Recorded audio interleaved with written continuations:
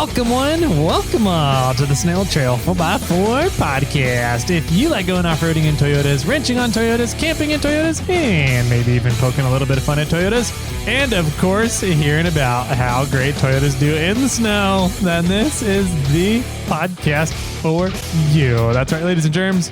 My name is Tyler. And joining me in the studio for episode 357 of the Snail Trail 4x4 podcast is Father Christmas himself, Jimmy Jett. How are you doing, Santa Claus? Bah humbug. But that is not what this episode is about, Jimmy. Oh, sorry. Is How it you doing, about giving gifts? Kind of. We'll get into that in a little bit. All right. Yeah. I'm good. How are you? I'm doing well. Yeah, things are going. Yes, they are. They're rocking and rolling. We'll talk about what's going on right now, probably on a future episode coming up here. Yeah, maybe we'll see. Yeah, no, things are going really well. We are working on getting all the Christmas orders out for Morphlate. So it's kind of crunch time now to make sure that we uphold our promises. Mm-hmm. Yep. And other than that, yeah, that's taken up a lot of the time. So I understand. Yeah. I'm officially caught up with Snail armor. Look at you bragging. Yes, I know. It felt good. And then I got a bunch of orders in. No. So that didn't last very long. No, but Nice. I should be able to stay ahead. I'm sort of back to the way it was pre-Black Friday sale. But as you've experienced in the past, after you kind of throw a big sale like that, all of the product goes out into the real world, and then everybody in the real world sees it, and then more people order. So now sales this week, at least, are averaging higher than they were before Black Friday. So Nice. it's Good. going well, though. Mm-hmm. Yeah. That's good, man. Yeah, lots of good stuff. 'Tis the season. Hopefully everybody's gearing up for a fun Christmas, fun holidays. Hopefully you guys get to spend some time with some family, with some friends, whoever you do want to spend time with, and not who you don't want to spend time with. That would be ideal. Yeah. That's usually how it goes. Yeah. Yeah. Christmas is coming up. Are you all set and ready? Nope. No. No. I maybe, well, for the people that I need to buy Christmas presents for this round, right? Because I do a whole bunch of presents over during Thanksgiving, like we talked about. I'm maybe halfway, maybe a little bit more than halfway completed with what I need to get. So okay, that's yeah. I've got a few that I just have no idea. Like my mom, I'm like, I don't know what she wants. Get her some some really fancy yarn for knitting with. She doesn't knit. Oh, get her some really fancy quilting designs. Yeah, some squares, some specific patterns. Yeah, maybe. Like, are there any like really rare patterns? I know nothing about quilting. Yeah, so. no. What I'm thinking about is they just moved into a new house. What do they need? Yeah, That's sort of where my mind's going. Yeah, there's I mean, they're all up on the fun technological things they've been putting in the house. Yeah, that's true. They just got a robot vacuum. Oh, like one of those. Just the little round ones. Yeah, the like little round ones that drive around. My dad, he's funny. He's so anti. What do you want to call it? He's completely against the idea of letting people try to confidate information from him. I don't know how you kind of say that. Yep. So he is like, this vacuum cannot connect to the internet because people can go connect into my internet through the vacuum. I mean, technically, yeah. Yeah. I mean, he tells a story about how, like, he was reading on Reddit one day that somebody got into their internet security through the wireless connection of the fish tank. Yeah. I'm like, okay, but what are you really trying to hide? And he'll say, I'm not trying to hide anything. I just don't want people getting in. And I'm like, okay. Do you really think they're going to attack you through your vacuum cleaner, Dad? Yeah. Okay, whatever. The answer to that is to use nested routers. So you put all of your Internet of Things devices, IoT devices, on one router, and then you put all of your personal stuff that you don't want people poking around in nested behind that router, so that you can then block off any traffic to the second to router. the second one. Yeah. But It's you not can a still bad idea. access it on an internal network through that Yeah. router. So that's what I do. Got it. I do nested routers. Cool. Well, now you all know. Yep. But yeah, so they didn't get one that connected to the internet. Mhm. He's like, why do you need it? I'm like, because I could start it right now when nobody's home and it can drive around my house Yeah. and make all the noise at once and nobody can hear it. Yeah. He's like, yeah, it is kind of loud, huh?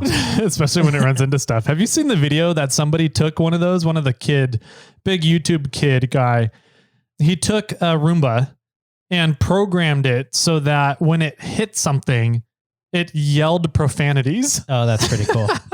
And it would like scream bloody murder. Like, ouch. Yeah. But other words, Yes. that's hilarious. No, I've always just seen the cat Yeah. that rides around on top of him. I've always wanted to mod our Roomba because we have one too, but we keep losing him. He gets stuck underneath things, and we'll come back from like a trip and we'll be, Rudy's gone again. We have to go find him. Is that his name? Yeah. Rudy? Rudy the Yeah, Roomba. ours is named Slinky Slinky. because the assistant used to have a dog named Slinky, and it would clean up all the food and everything that the mini assistant would drop. Oh. And then the dog passed away, and then there was a lot of food under the mini assistant's chair. So then she got a robot vacuum, and then she named it Slinky because it cleaned up. It would clean up. That's funny. Yeah. Nice. Well, cool. Welcome everybody to the Robotic Vacuum Podcast. Right? Oh man. No, that's always fun. Fun stories about different things going on in our lives. But today's episode, this is Thursday, Yes, it is. which means it's an odd number episode, which means we get to talk about what we've been up to and things we've been doing. But before we get to that, we got to talk about things we're planning. Future casting here. Future casting for the month. Yeah, we've got 2 presents going out Mm-hmm. to 2 lucky winners, or to a lucky winner each. How do you say that right? Yeah, we one have- each. We have 2 presents, and somebody is going to win one of them, and somebody's going to win another one. There you go. That'll work. One of the presents is coming from me. The better present is coming from me. Debatable. The more alcoholic present, probably. Yeah, probably. And the least, or the lesser, the shallower, the cheaper present will be coming from the man on the other mic. Mm-hmm. I'm going to throw in some rods, 70-18 rods, and some 40-43 rods, and some zip ties, and a churro. That's cool. Yeah. That's good. Yeah. I'll throw in like toilet paper and hand towels, and I guess cold medicine is on high demand right now. Maybe I'll throw some of that in there. Yeah. Because we just literally, so back to the parents' house. Oh, here we go. I never needed to clean out the guest bathroom at that house because that side of the house was not getting remodeled. And that bathroom was as functional and could be used. And so now that the parents have moved in, they're like, get all your crap out of the guest bathroom. And they gave me this box, and it was like 3/4 full of like cold medicines, NyQuil or Dayquil or like cough medicine, like pills, or, I don't know, Dramamine or whatever the hell was in there. And the assistant was going through. She's like, oh my gosh, this stuff's like really valuable right now. Yeah. Like, okay, whatever. Is it in short supply right now? Yeah. Right? Is it even up to date? I don't know. Right. Yeah. Start a black market on Jimmy's cold supplies. Yep. So somebody might get some NyQuil that's already been opened. Nice. Yep. That purple drink. Oh man. So yeah, we're going to have 2 presents to give away to 2 lucky winners. If you guys want to get in on that, make sure you're signed up before the end of the year. Yes. Not just the end of the month. Yeah. December 43rd. Yep. That's definitely the end of the year. So you can do that over at irate4x4.com in case you guys did not know that by now. In order to sign up over there, you got to get an account on Irate, which is no charge. And there's a lot of really cool things you get access to and conversations you get to play along with once you have that account. Including the Toyota Forum, which is awesome. The Toyota Forum does have a lot of fun things on there. The Toyota Forum is, I think, didn't we talk about this? Yeah, you said it was like the second most active. Second forum most active. Behind Ford. But Ford had less threads. Yep. they had one thread of Super Duty axles that just demolished any other thread. Yeah. Yeah. So I think those statistics are a little skewed a little bit, and it's really the Toyotas rule the world. So true. Yeah. So anyways, we got that over at irate 4x4. In order to get signed up for the presents for this month, you got to go over or down to the Snail Trail 4x4 forum. And once you're in there, if you're on a computer, the signups for the giveaway tier and the $5 tier are going to be on the right-hand side of your screen. Nice green buttons there. And if you're on a mobile device, they'll be down at the very bottom of the page.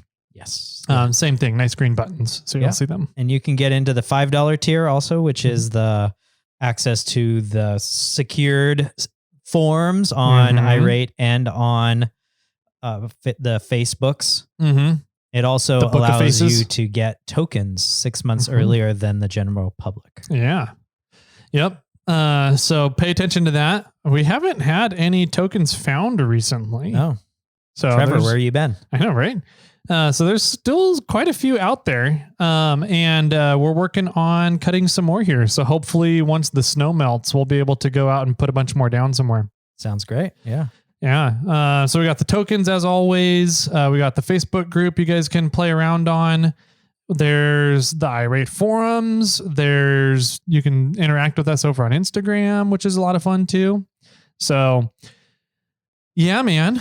Totally. What did you think about our tire episode with Yokohama last Monday? I thought it was a very informative podcast. The Drew and Ryan were wealths of knowledge. When any question that we had for them, they were like, they already knew the answers to. And we didn't even have a script. We didn't give them a script. We didn't preload them with questions or anything. We just said, this is the general things we want to talk about. And they nailed it. Yeah. It was a lot of fun chatting with them. And I'm excited to test their tires out here in the winter and see how things go. Yeah, I got to test them out a little bit over the weekend, so we'll get into that a little bit here in the episode. But excellent. I went out and I actually looked at my the 40-inch Yokis that I have on the 4Runner, and I found the load indexing that they were talking about. Yeah, I found a bunch of other stuff too. What load rating are they? Mine are 124s. Oh, I believe 121 or 124. I forget which one it was. Which is a D rating. D load rating, and that'll come into play later in the episode. But I also found out that I only air them up to like 30 PSI, 30 to 32, somewhere in there for driving around the road. Okay. And they state that the cold PSI should be 50. Wow. In there. And I'm like, does that mean I'm running them incorrect? Does that just mean that I'm not getting the full rating of the load D rating if I don't run 50 PSI? It means in the morning you need to have them at 50 PSI, but when the day warms up, you need to lower them back down to 35. Gotcha. Okay. Yeah. We can do that. So anyways, I thought that was a really fun episode. I learned a ton about tires, which was fun for me. I love tires. I think there's a lot of really neat things you can do to accomplish different tasks and get different characteristics out of the tires that you're looking for. So hopefully everybody kind of grasps some of those concepts of, say, if you're doing high-speed desert stuff versus rock crawling versus mudding, what are the differences in the tires you want to be looking for? But it was a lot of fun sitting down with those guys and learning about it. So. And thanks to Yokohama for everything you've done in putting that together. For sure. Let's see. What else do we got on the docket for today? We got a gift. Oh, we do. Over here. Yep. It's a box. It is a box. Good job, Tyler. Thank you. I'm very observant. Is it a square or a rectangle? It's a rectangular 3-dimensional rectangle. Because rectangles are technically 2-dimensional. So then is it a cube?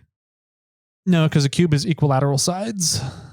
Equal sides. Anyways, this is a gift from Spartan Ropes. Yeah. From Nye over at Spartan Ropes. He heard apparently a few of our episodes recently where we've been talking about their recovery ropes and kind of the cool stuff that he's been doing with the company in changing it. Not really changing it, but getting some American-made products, doing load rating testing on it, braking strength testing, And he sent us a couple of hats as a thank you and just kind of to say hi and a Merry Christmas. So these are nice. These are super nice. Wow. Yeah, these are really, I really like the quality of the patch on them. I do too. It's got a patch on the front, a rectangular patch, not square. Yeah. Black and yellow, his colors, and it has the Spartan logo and it says Spartan rope on the front. And it's a rubber patch, not a embroidered patch. Mm-hmm. And then it's what is it called? A flat bill snapback trucker hat. Yeah, I've never actually, I don't think I've seen a hat with this style of design on it where it's almost flat here and then goes up with another seam on top of your forehead. Yeah. It's interesting. Yeah. I don't think I've ever seen this sort of layout either. It's got like a crown to it where your forehead would be, and then it's sort of flat on top back to the ball detent. I don't know. The button. The button that holds all the things. Yeah, it's a really interesting. Super clean. Yeah. I really like it. It's a good look. So thank you, Spartan Ropes. Yeah, thanks, Nye, over at Spartan.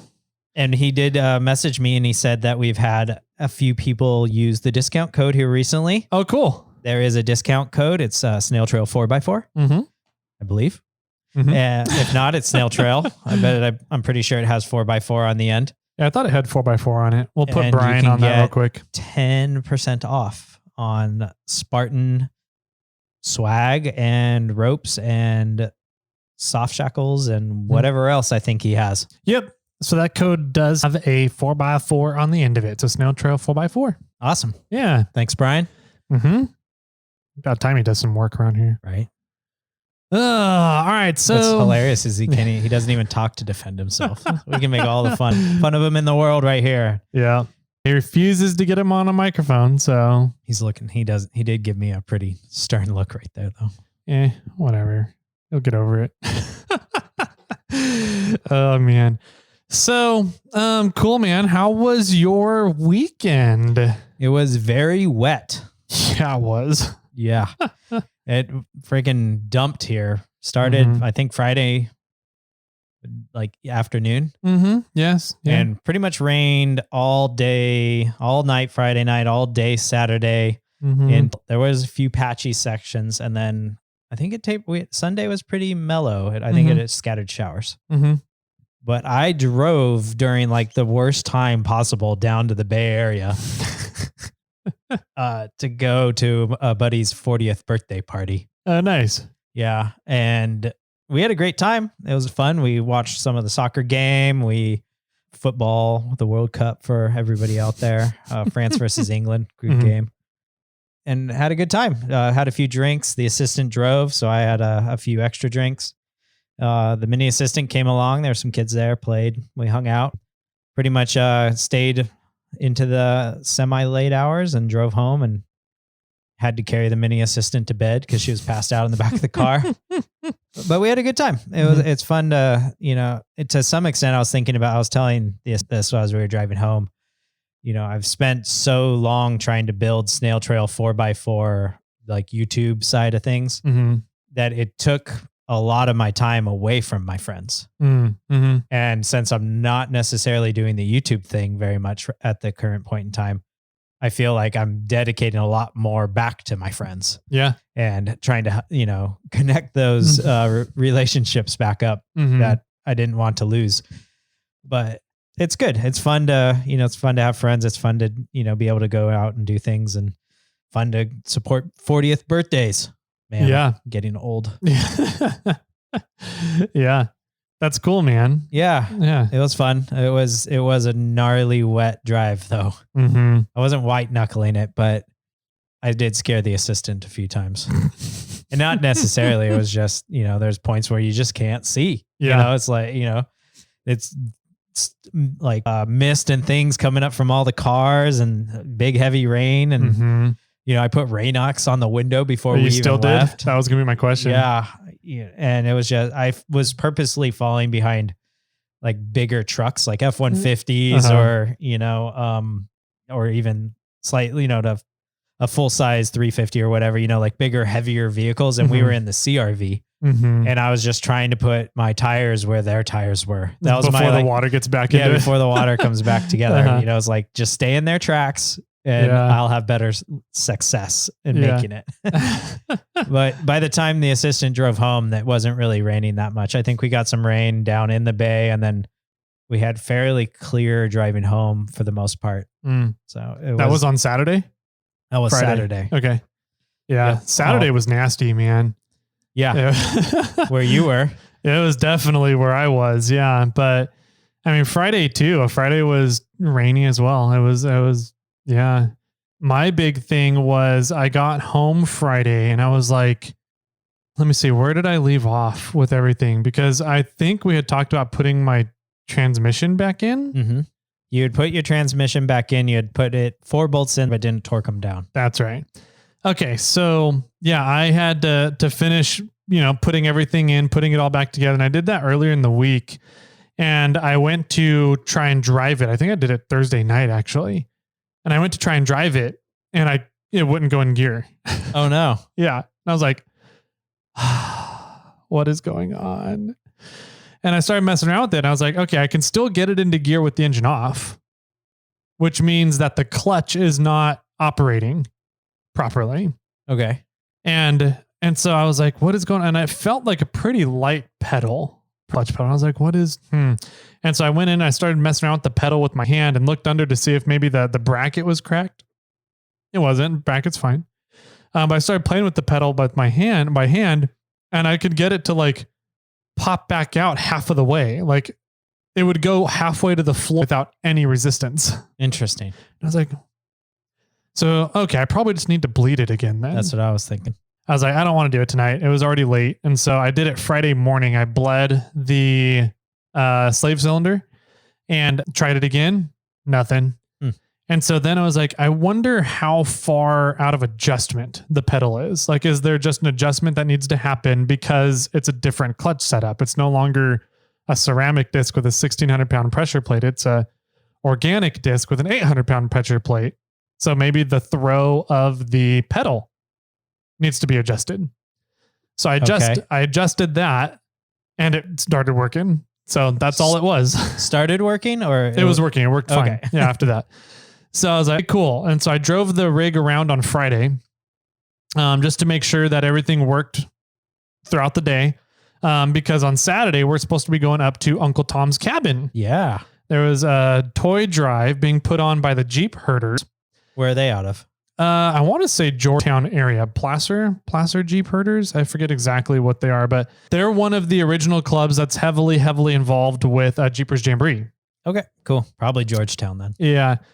And so they did a big toy drive at the Jeepers Jamboree office. And then after you dropped off your toys there in Georgetown, you got to go up to Uncle Tom's. And did they give you like a drink coupon or something? You got a raffle ticket. Yeah. I think you got a raffle ticket, and then you could buy more raffle tickets if you wanted. So I donated $600 in Morphlate product to the raffle. So wow.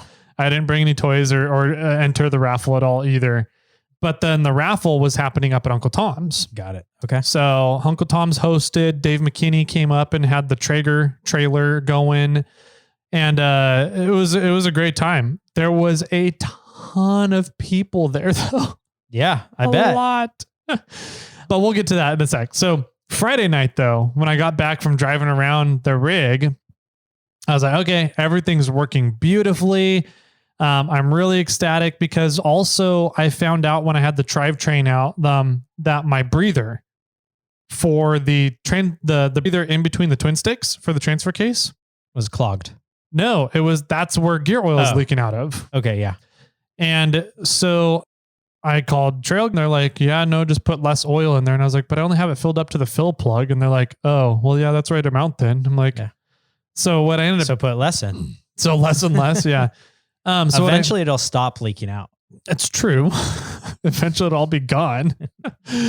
So what I did was I found out that I took the breather out and found out that it's threaded for 1/8 NPT. Okay. So I have just screwed a bolt in. No, I put a 1/8 NPT to 1/4 inch hose barb in it. Okay. and then put a 1/4-inch hose off of it, and then ran the hose up under my chassis. Got it. So you made a extended breather. I made more or less. Yeah, essentially made an extended breather for the train case. Did you use Morphlate hose? No. Oh. Yeah, it's not exactly oil and fuel rated. Okay. So I used a different hose that stands up to oil and fuel a lot better. So I got that up in there, and so far it's not leaking anymore. I might take that advice and do that on Bobcat, because Bobcat does seem to be the T case. One of the T cases seems to be always be wet. Mm-hmm. It's not leaking a lot, and it like does a drip maybe, but it's coming from somewhere. Yeah, and I'm pretty sure I assembled everything correctly. So I'm assuming that it might be could be coming out of the breather at the twin sticks. Yeah. Mm-hmm. So anyways, so far it seems like there's no more oil coming down the sides of the transfer case anymore. That's good. I do have a little bit of oil getting spun out on the bottom of the cab, which means the output seal is not seated properly, because that's a brand new output seal. But I did have issues putting it in, but it's one of those like full on rubber ones from Trail Gear, and it didn't want to stay in its spot as I was installing it. And so I'm like, I don't know if they got the measurements wrong on them or something, but I think I'm going to end up taking that out and putting in a stock one. Sure. So anyways, I got that done. I put new transfer case mounts in. Okay. They're now poly bushings rather than rubber mounts. So those are in, and that helped a lot as well. The drivetrain doesn't shake around nearly as much anymore. And yours was moving around, and you could visibly see it in the cab. Mm-hmm. Was that the concern of why you changed out those, so that the sticks wouldn't bang your interior? Yeah, pretty much. Yeah.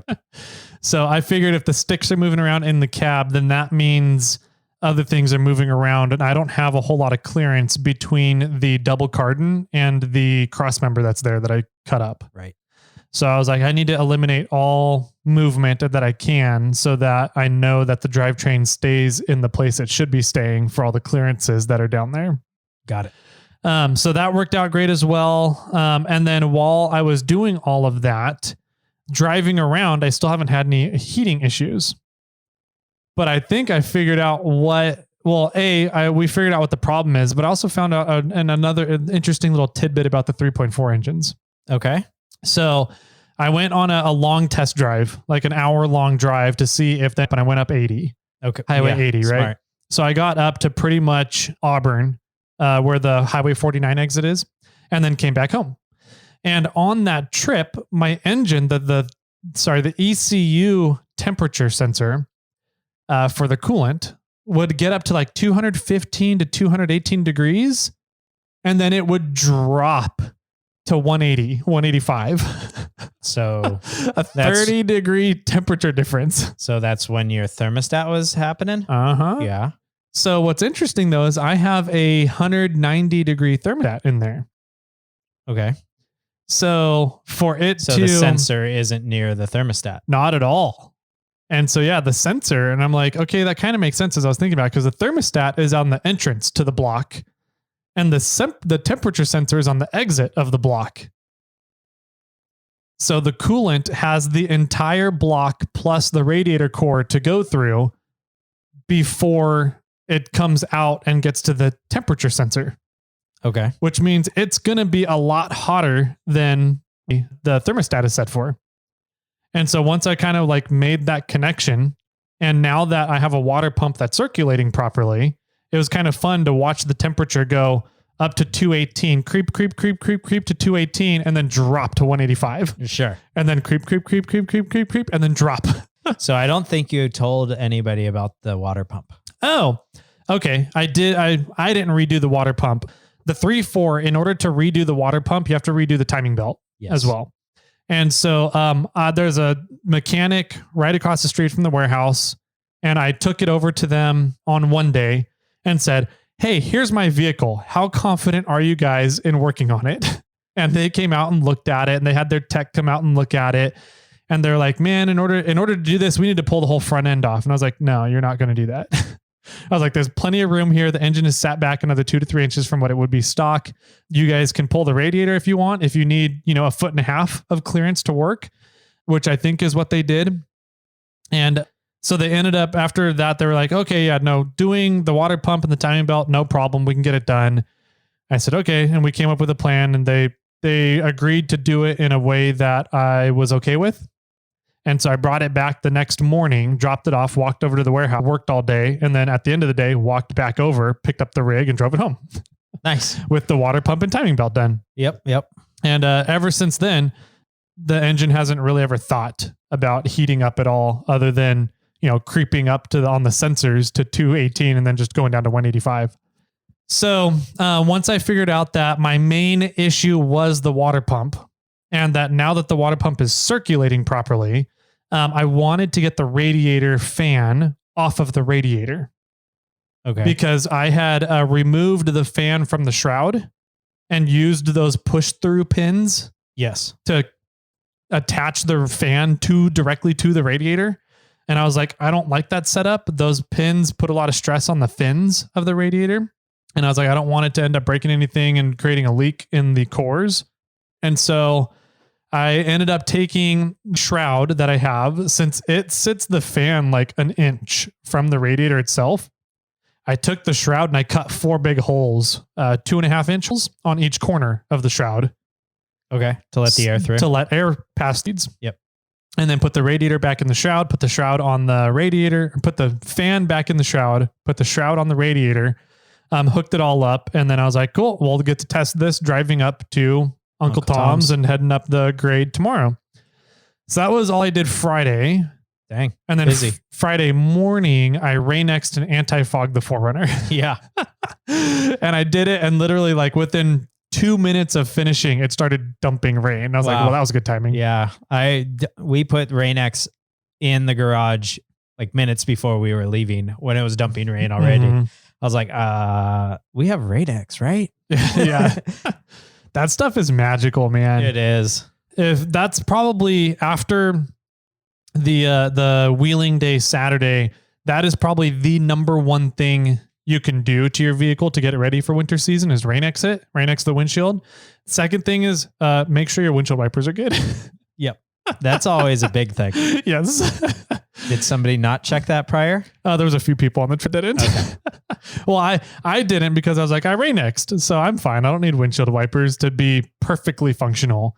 But you forget that when it's snowing, the windshield wipers, if they don't get a clean seal to the windshield, you end up with a lot of snow buildup on your windshield, which means there's a lot of humidity buildup inside the windshield. Yes, there is. Which means you can't see where you're going. Yep. So no matter how much anti-fog you put on there. So Saturday came around. We went up to Uncle Tom's, met up in Georgetown. I met up with Justin, Ozzy. Oh, okay. And Kelly. Nice. So I met up with those two in Georgetown in the morning. And then everybody else that we were supposed to kind of meet throughout the day had gotten there before us. And so they all took off and headed up to Uncle Tom's 15 minutes ahead of us, 20 minutes maybe. But I met up with Ozzy and some other Stellar Built employees. Was Ozzy in his buggy? No. Oh, I was going to say. Yeah, he brought the Jeep. That'd be cold. Yeah, it would have been stupid cold. But Ozzy brought me a present. Oh, that's nice. It's a snowsuit, a snowmobile suit. Really? Yeah, from FXR. Okay, that's an awfully good gift. Right? He apparently used to be a rep for FXR. And by the way, have you ever sat down and talked with Ozzy about stuff he's done in his life for careers? To a small extent, yes. Oh my God. I don't know if there's something that guy hasn't done. But anyways, so he'd be a rep for FXR and had a suit that happened to fit me. And he had heard listening to our recovery episode, he goes, this is what you need if you go on snow recoveries. And to make it even better, it's obnoxiously bright. Is it like that freaking jacket of yours? It's worse than the jacket by far. Oh no, Ozzy. It's fantastic. Shit. So I told Jason and Chris that I have a new suit for KOH to bug them with. Excellent. Which will be great because you'll be able to see me from down in the lake bed while I'm up on top of Fisher at nighttime. So. Yeah, glowing. Yeah.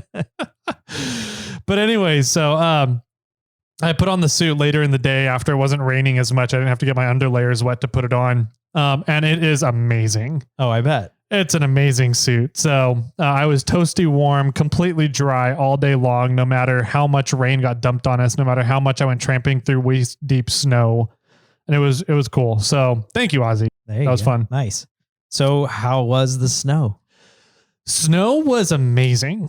We had roughly 1.5 to 2 feet of kind of compacted snow from the last storm. And then while we were up there, it was a little warm. We didn't get snow until about 6,500, 7,000 feet. So at Uncle Tom's, it was just raining. Oh, Like dumping cold rain, like 38-degree rain. Dang it. All day long at Uncle Tom's. And so finally, right around lunchtime, noon, and maybe a little bit before that, 11 a.m., a bunch of guys in our group, because there was a ton of people showing up and the parking was getting full. And we had been hearing rumors that the exit to Uncle Tom's was getting blocked because people are parking there. Oh, and smart. Then we look down the entrance and there's 20 rigs trying to come in still. And so we're like, you know what? Let's see if we can get up to some higher elevation, get into snow rather than this 38-degree rain. Sure. And we can also create some parking here. People can have our parking spots, and everyone can enjoy the rest of Uncle Tom's the rest of the day. So we left with, I think, 11 rigs. Wow. And headed up Heartless. Did you go with Rewim? No. Did you see him? Rim went on his own escapade. Oh, okay. Yeah, he went over to a different part of El Dorado National Forest. Got it. His freaking podcast is trending higher than ours right now. I saw that. I know. Welcome back to the world of cruising to camp and beating us out. Yeah, he'll have to get Mudrack's custom cruisers on the show here soon to talk about something going on right now. Yes. That'd be a good story. Yes, it will. But yeah, congrats to Lee for getting season 2 up and running. Yeah. I thought it was a great thumbnail he chose for the show with Joey. Absolutely. Oh man. So yeah, I'm excited to see what kind of other more harebrained ideas he can come up with now for the show. So let's see. We went up Heartless. We didn't run into Lee or Tony. Tony got a Land Rover. Yeah, that's weird. Tony? I don't know. Tundra, a Land Rover. Yeah, he. Thanks for consulting with us, Tony. The funny part is that he claims he started going down the road of looking for a solid axle rig after riding in my 4Runner through Turkey Claw at King of the Hammers last year, whatever you want to call it. And so I was like, oh, cool. And he said he was going to start looking into solids. And then I heard that he got a Land Rover, and I was like, I thought he was going to get a solid axle. Yeah, that doesn't count, Tony. What are you doing? So anyways, it's like the same as an 80. No, we got to, except worse. Kind of. Yeah. So yeah, we got to, by the next episode, I expect Don to call in. Maybe we'll see if he does. So yeah, man, Heartless was good. Coming down the backside of Heartless, it was finally snowing up on top, but it was super windy all day long Saturday. It was minimum 20, 25 mile an hour winds. Like I saw they had 100 mile an hour winds up at like Squaw. It wouldn't surprise me. We were getting gusts upward to 50 easy. There was supposedly a 40 mile an hour gust down here. That's pretty crazy. Down in the valley. When we were leaving to drive down to the birthday party, they were showing on the news the weather, and then they switched from Doppler to like a map of the wind. And they were showing like 30 mile an hour gusts down in Stockton, 40 mile an hour gusts in Sacramento. Wow. Yeah, that's pretty. So down up the hill though, which was odd. Yeah. Yeah, it was windy for sure. It was stormy. And going up and over Heartless, at the top there where that little lookout area is, it was crazy windy. Oh, I bet. You're like Ozzy, that. You're at an apex of a mountain. Ozzy decided to try and go to the bathroom there. I'm pretty sure he peed all over himself. Oh, I'm sure he did. Don't pee into the wind, Ozzy. He's not strong. He doesn't understand that yet. Oh, yeah. We'll have to. He'll learn by experience. Stand on his head to go to the bathroom. Probably.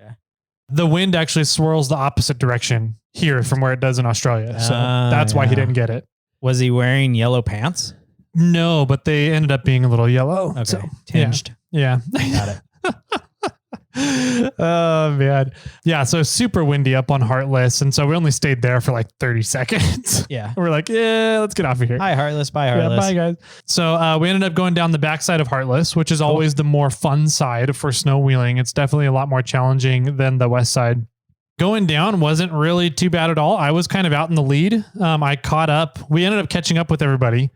And I ended up where we caught up with everyone was because there was people coming up the backside of Heartless that had gotten stuck.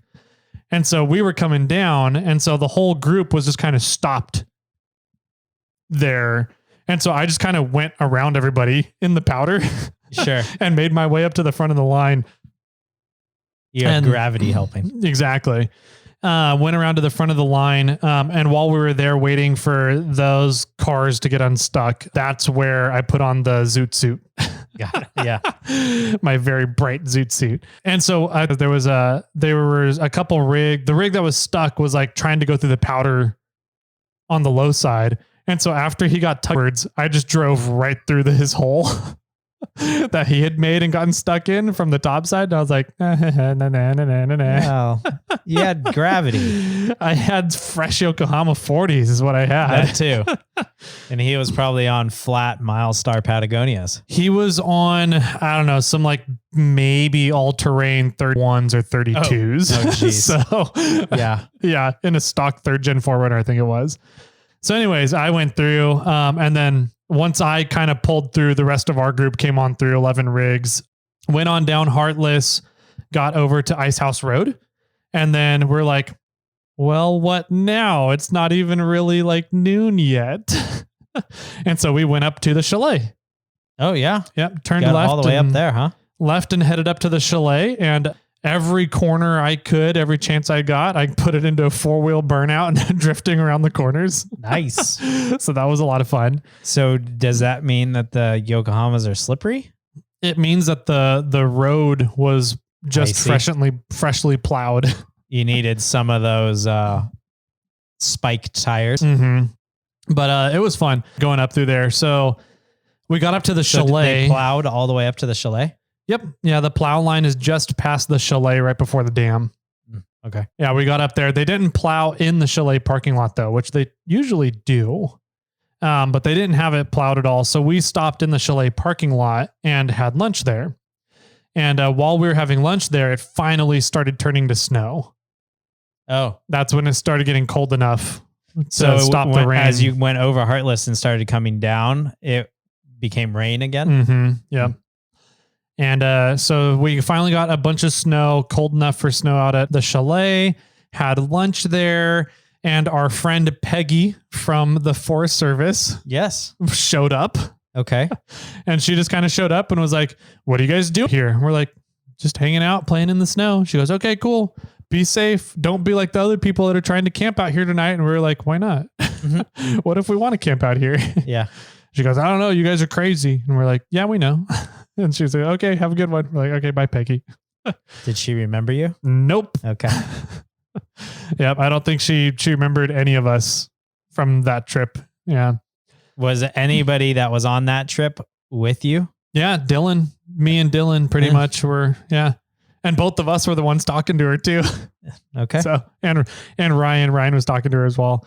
Yeah. So we had lunch there. After lunch, we decided, let's see if we can go around and get to McKinstry Lake. And so where is that from the chalet? You have to go all the way back down to the Wentworth Springs turnoff that goes up to Airport Flats. Yep. You go up past Airport Flats all the way around past your favorite road that goes into Wentworth Springs Campground. Yeah. Least favorite road. Yep. Least favorite road, whatever. And keep going up that way.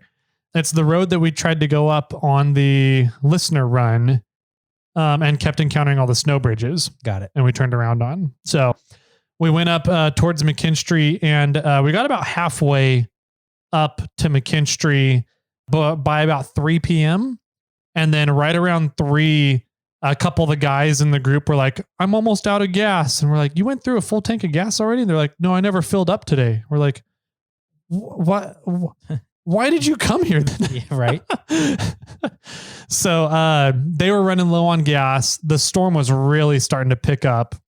We reached a spot where we were all, I mean, the front of the pack was just plowing new tracks the whole time. And the sun was going down, 3:00. So we just said, you know what? This is probably a good spot to turn around. We found a relatively wide spot. And so we started packing in the wide spot to turn around.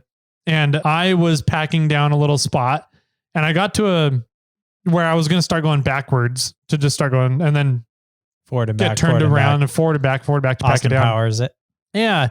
So one of the guys goes, oh, you've got like 10 more feet in front of your rig if you want to keep going forward. I was like, okay. So I went forward like a foot and I could just feel the whole front end of the rig just sink. You fell into the ditch? I fell into a ditch or a hole or something. And I was like, oh, that sucks. And I tried to back up and I wasn't going anywhere. Nothing was happening. So we ended up digging me out. 3-4 other people got stuck at that same spot. And the problem was that it was just right on the temperature from going to snow to rain, right? Okay. Earlier in the day. So all the snow that was down was really wet.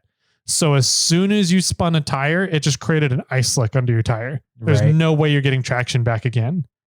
And so we ended up having 4 or 5 rigs kind of do that where they weren't really stuck. They weren't hung up on anything, but they couldn't get traction. Right. Because there's just an ice slick right under their tires. It was like when we were going up that road during the patron event and there was that one little off camber hill that we had to climb. It was nothing of a hill. Nope. It was just solid ice. So you didn't gain any traction going up it. You had momentum and then you sort of just slid down. Yep. Okay. Yep. That almost exact same scenario, same type of snow.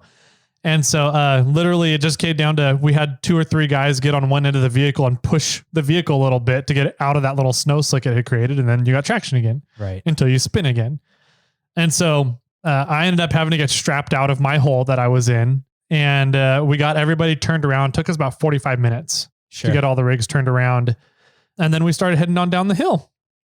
And I was like, that was good timing because it was getting to the point where I couldn't keep my windows cleared anymore and nobody could. Because the snow was falling that hard? The snow was falling that hard. And so defrosters weren't able to keep up inside the vehicles. Everybody's drenched. And so there's so much humidity inside the vehicles too. You're driving with the windows down? Pretty much. Like you're driving with the windows down, which is just bringing in more snow. You've got heat on as high blast as you can go. Somebody had a squeegee with them. They were like, hey, this is working out pretty good. They would just squeegee the inside of their windshield really every 2 minutes. I was having to wipe my windshield down with my hand every 2 minutes. Yeah. I had to stop 4-5 times on the way out to clear the snow out that was building up between my hood and my windshield wipers. Sure. So that the windshield wipers could go all the way down. And it was really interesting because the Rain-X was causing none of the water to really stick to the windshield, but my windshield wipers weren't getting a good seal on the windshield because they were cold. And so they were just kind of pushing the water around on my windshield rather than clearing it off of the windshield. Okay. Yeah. Yeah. So your wipers froze. Yeah, pretty much. And so that was an interesting thing I hadn't experienced before, just pushing water around on my windshield rather than it clearing off of the windshield before. But it's a damn good thing we got, and we decided to turn around when we did because the Aussie listened to the NOAA weather station on our way down, and the weather was reporting something like 2 to 2.5 feet of snow within the next 2 hours.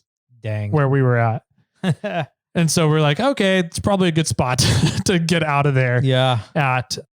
So that was a good timing to get out of there. Good call on everybody's part to agree to turn around there and go. And it dumped a lot of snow. We all kind of went our separate ways once we got back down to the plow line. Some of us went down Highway 50. Some of us went back up to Georgetown and through Heartless and Uncle Tom's. And I don't know if I've driven the 4Runner in that thick of rain coming down Ice House Road before. Have you driven the 4Runner in that hard of rain anywhere? I want to say no, but I probably have. That was some heavy rain. Yeah. It was pretty crazy. And so Ozzy and I traveled together down to 50, and then we ended up stopping and going to the Main Street Tap House in Placerville. Okay. Which is the old Jack Russell Brewery. The only Jack Russell brewery I've been to is like out away from Main Street, Placerville. It's like inland. That's the actual brewery itself. So they used to have a tap room for the brewery in Placerville that they had a kitchen and everything for. And it's still like the exact same setup. It still has the exact same feel and features and same menu. And interesting. As many dogs on the wall. They just changed the name. Yeah. I'm not sure what happened there, but it's still amazing food. Great beer selection. Well worth a stop for burgers if you're coming down Highway 50 from the snow, back down into Sac Valley. So we stopped there, had a great time. Got to learn more about Ozzy's very colorful past. And then we called it a day, and it was, we went on home and went our separate ways and went and contemplated life once I got home. So, right. Yeah. Yeah. I was making fun of you all. Yeah. When I was driving down to San Francisco area, Bay Area, all these people are going up to the mountain in this giant storm. Like, it's freaking crazy. I mean, I don't even want to be driving in the rain down to the Bay Area. Yeah. And people are going up into the mountains, into the snow, where it's slightly more dangerous because it's easy for me to get stuck in muddy air, a mud slocked side of the freeway, but there's going to be a lot of people around, but you're going up into the middle of nowhere, where there's a bunch of off-roaders, but you can very easily get yourself isolated and alone. And there was a big storm coming. Yeah. Big. It was a big storm. So that trip is probably the second worst conditions I've ever snow wheeled in. Cool. I loved it. I loved every single minute of it. 100%, especially with my new Zoot suit. I was warm. I was dry. I was toasty. It was fantastic. I forgot my snow goggles though. Bummer. So that was a bummer, but I absolutely loved it. But it was rough. That was extreme conditions. Yeah. So yeah, that storm ended up dumping Saturday. I want to say that the tally was about 3.5 feet of snow in total on Saturday. And then over the night on Saturday, it dropped another 3 to 4 feet. Dang. So it got anywhere from 5 to 8 feet of snow, depending on the elevation. Just in those 2 days that storm brought in. Wow. So it was a little bit of a warmer storm. So like it was kind of higher up in elevation that the snow got to. There's some awesome snow up in the Sierras right now. Well, and fortunately for us, this week is so cold that it's not melting anytime soon. Nope. So if people want to get out there and play, please be responsible, but now's a great time. Now's a great time. We got sunny weather for the week, just cold, but sunny. So day trips up to the snow right now during the weekdays, during the weekend is going to be beautiful as well. So we were looking at going in and possibly putting together a group to go get that XJ off the Rubicon. Yeah. I looked at somebody posted up something in a chat that we're in. It's a ZJ. Oh, okay. At least that's what the thread said. Interesting. The post on Facebook, I'm pretty sure said ZJ, which is a Grand Cherokee. Yeah. Still a Cherokee. That's a good question. I just know it has 35, a Dana 35 rear and a 30 in the front. Yes. So, yeah. With lower control arm issues too. But yeah, we were looking at going up and getting it, making a plan to do some snow camping this weekend, but we were going to go in through Wentworth Springs. Correct. Because going through the bowl right now would be very interesting with how much snow is there. But if you go through Wentworth Springs, a lot easier. Except there's a group of 8 rigs currently stuck in Wentworth Springs. Trying to get out because they went in on Thursday or Friday and decided to stay intentionally through the storm. And they were semi-prepared with supplies, but not prepared with vehicle capabilities. Well, yeah. I also don't think they were prepared for the storm that hit them. Yeah, I don't know if they just didn't do their research to know the storm that was coming in, because there was a lot of words around and news around the storm was going to be extreme. Yes.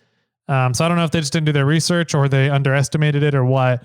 But yeah, that has turned into a fun situation now that I'm working on dealing with a few key individuals. Nick Bailey, Avalanche Technical, who appeared over on the Wheeling Wine and Whiskey podcast. We're working with him and a few others to make sure that those guys all end up out of there safe. But it's a frustrating situation. We'll talk about that in a future episode here. So yeah, that's kind of been the weekend. But anyway, in regards to all of that, we've got a group that's where you guys were planning on going in to go, or us, I'm on the fence, but where we were all planning on going in to get that XJ or ZJ, whatever it is, out on the Rubicon. That thing's now probably buried in at least 7 feet of snow. Yep. And there's a group that's trying to get out that is, and they're having a difficult time getting out where we even want to try to go in. Yeah. And so, and they're at least one of the people in that group is an experienced off-roader. And they're having a really hard time even moving. Yeah. And so for us to go all the way in to pretty much Little Sluice would be a hell of a feat. And then to fix a vehicle, then to get it out of there. Yeah. Yeah. I'm thinking that rig's staying all winter now. I do too, but we're still going to give it a go and see how far we can get. Mainly because we love snow wheeling and snow camping. So we're like, it'll be a fun adventure no matter what. Yeah. Well, we do have with very experienced and equipped vehicles and people. So we do have a good 7 to 10 days of sun ahead of us. Yep. So, go on day 9 and hope that it gets easier. Right. Yeah. So that's kind of the hope and the plan as of right now. And plans are quickly morphing because of this Wentworth Springs issue with the 8 rigs. And we'll tell you guys more about that situation on a future episode here once the situation hopefully gets resolved. Yeah. And kind of how it all happens here. So, but the status has changed to it's more important to help people than it is a broken vehicle. 100%. Yes.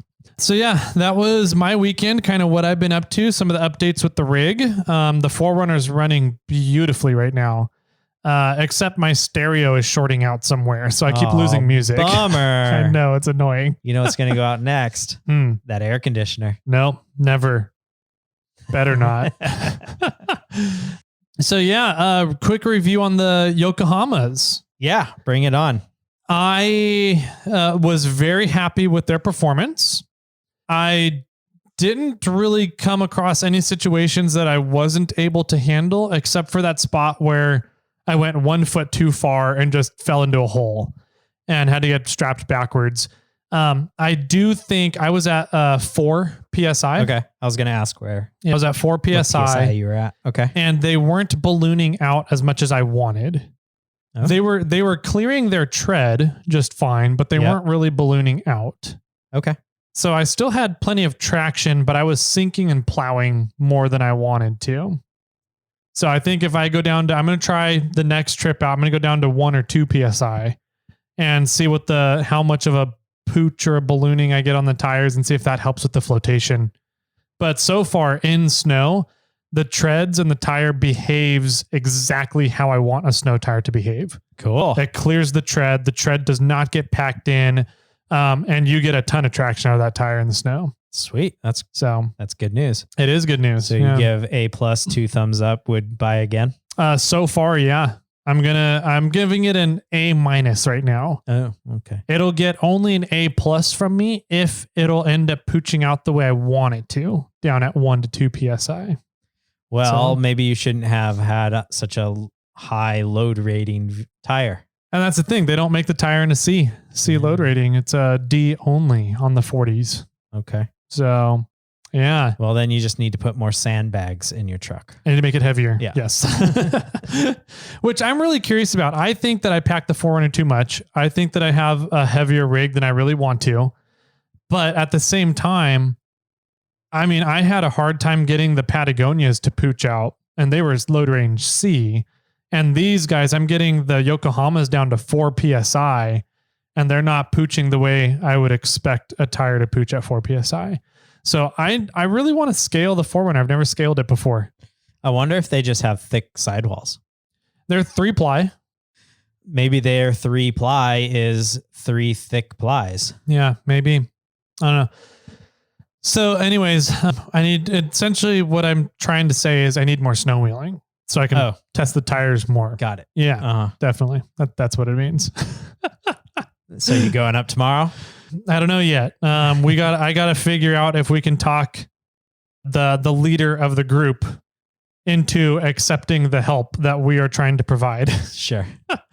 So if he says yes, then yeah, I'm going up there. I may just go up there anyways, just to get eyes on the obstacle that's keeping people out of the trail from our side. There's a pretty big water hole that it may or may not be being caused from a tree being down that's causing an overflow and a flooding of a nearby creek into the trail. Or there's a big snow bridge there because of the water is moving and the snow bars the water bars weren't built correctly, or a combination of both.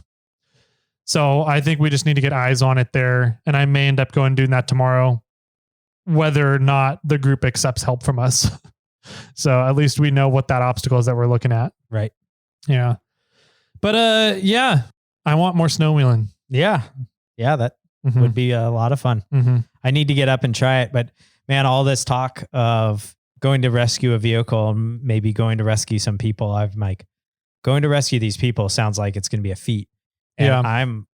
I've been second guessing if Bobcat's even up to that task. And I don't like going to rescue a vehicle. I think it could be up to that task, but going to rescue these people where it's more of I don't want Bobcat to be a hindrance for a possible situation that could happen. You know, there's a few things that I could do to Bobcat pretty quick that I think would move it out of the area that could possibly slow us down. And that really comes 49s. down 49s. Yep. Yeah, exactly. That would be one of them.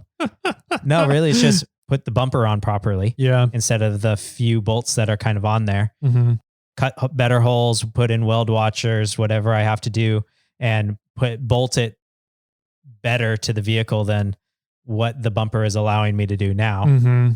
For those that, if you're just catching this episode and you haven't heard other things or some of the issues from the past, the bumper came off of a 3rd gen Toyota pickup, which Bobcat is. But when I put the bumper up against Bobcat, the bolt holes don't line up. Yeah. There's holes, some holes do, some holes don't. It's very bizarre. So yeah. And then a winch. I think if, I definitely need something on the front for support for other people primarily, but also just in case for myself. Yeah. And I felt a long time that like, I don't need a winch. I'm fine. I've never had an issue, but all I've ever really done is rock crawling. Yeah. And I don't really need a winch for that. There's a lot, I usually am with other people, I can pick my lines really well.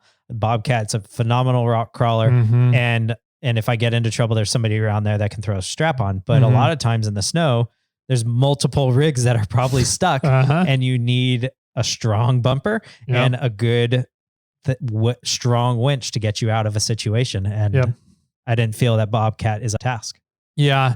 And in my opinion, you're not truly snow wheeling unless winches are getting pulled out, in my opinion. So we just had some visitors come by and they were like, I was snow wheeling, even though it wasn't snowing. I was snow wheeling. There's snow on the ground. Yep. And you're like, no, the winch has to come out. Yeah. You're not snow wheeling until you pull that winch line. Yeah. They were like, yeah, we got out. We got stuck a couple of times, but we got ourselves out. And I was like, that's good. You're not wheeling until you're getting stuck. Right. And they were like, kind of looked at me a little funny. And I was like, yeah. But yeah. So I need to fix, there's a inner axle seal on the front that I want to fix. And I really want to put that bumper on and a winch on if I'm going to go do a rescue. Those are things that I feel like I have to have done. Yeah, 100%. So yeah, we'll get everybody updated on the Wentworth Springs rescue scenario probably next Thursday. It should be all finished. If it's not finished up by all Thursday, we're going to be picking up bodies instead of people. So yeah. Yeah, we'll get you guys all updated on how all this came to fruition and how the efforts go here. in the meantime, I guess just hang out. Hopefully everybody has a great weekend.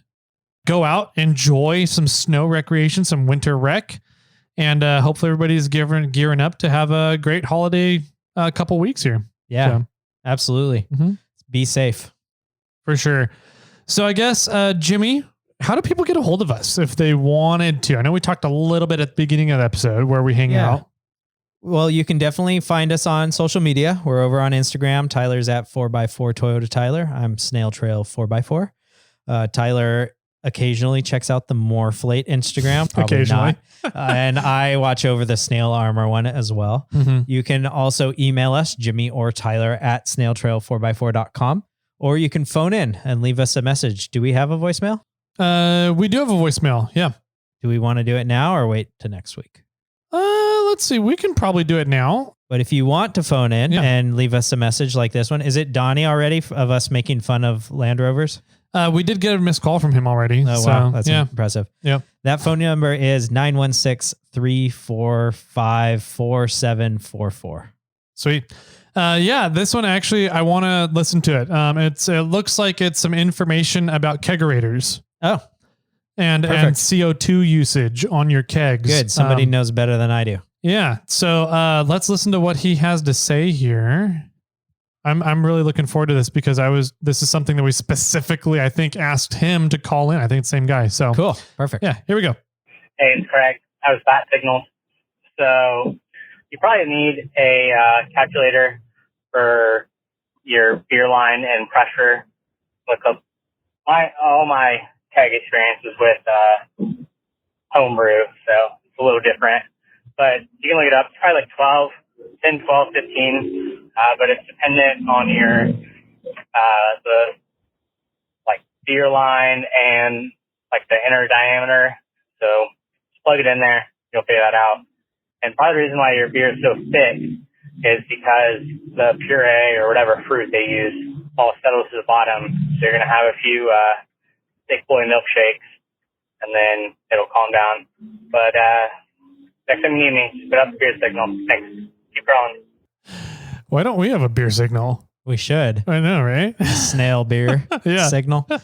For sure. Well, that's cool. So supposedly, I guess there's a formula out there to tell you what PSI you should be running. Yeah, how long your line is and the ID of the line. So, yeah. That's cool. It seems to be running great now. Just like he said, the thickness should clear up, and it has been clearing up for sure. And it seems like we get more. So I had the fridge set at it seems to be either like 29 degrees or like 35 degrees. I can't get it in between those two. And so at 35 degrees, it definitely comes out more foamy. Whereas if I put at 29 degrees, it comes out like crystal clear almost each time. Yeah. So yeah, temperature, line length. And I have it set at about 11 to 12 PSI right now. So did you seal the holes where the lines come out of the fridge? I did not. If you did that, you probably would be able to control it a little better. Yeah, probably the case. We'll see. Yeah. I've got four lines coming out of one hole. So that's really the only. Stop giggling over there, Jimmy. Sorry. I was just thinking of 4 beers, 1 koozie. Okay. Fair. That was my best hashtag ever. Yeah. Oh man, that's funny. So the keg has been awesome. Having it. I've been having at least 1 glass a day pretty much. There you go. I need to get one of those for whiskey. Yeah. We make it happen. Okay. Sounds good. Cool. So anyways, that's all we got for today's episode. Hope everybody enjoyed it. You guys know how to get a hold of us. We already went over that. So I guess without further ado, Jimmy, do you have any final words for everybody? Don't forget, you can send us Christmas presents. I like that one. And with that, my friends, keep crawling.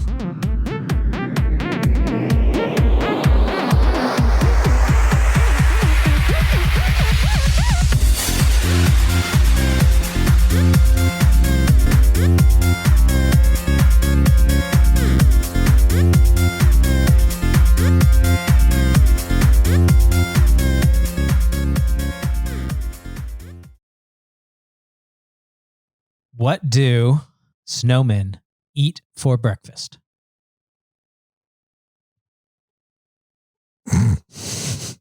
I don't know what. Ice Krispies. Okay.